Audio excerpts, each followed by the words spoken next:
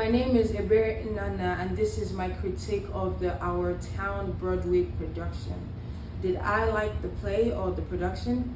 Yes, I did. It was very interesting. I think that the director brought out the best out of the characters or the actors and actresses on stage. I also believe that the director was successful. The play at first started slow.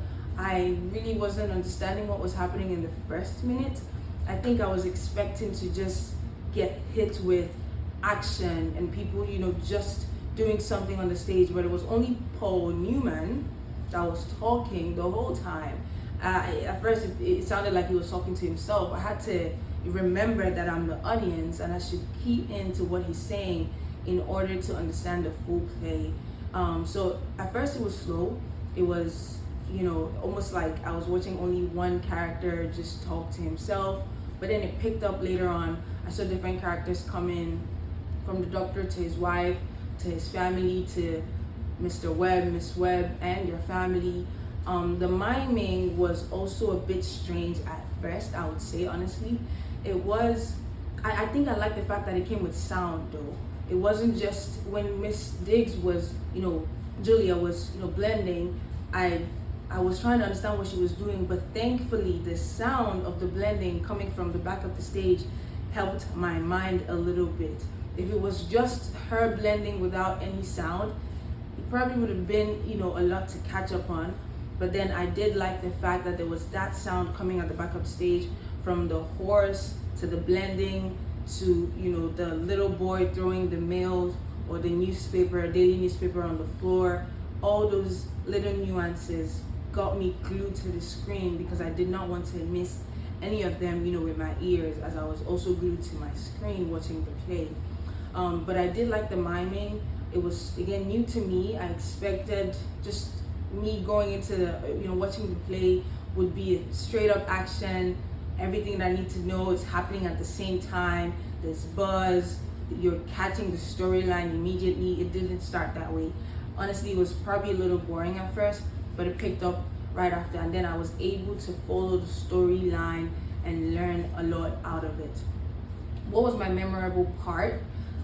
Again, I think Act 1, Scene 1 was my memorable part because it was new to me.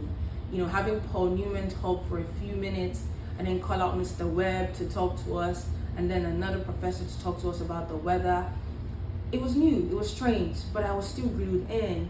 One can say that I was glued in probably just because I wanted to do the assignment, but at the same time, I was still glued in because I knew that I would get something out of it. And I did learn a few things. So that Act Scene 1 was memorable to me.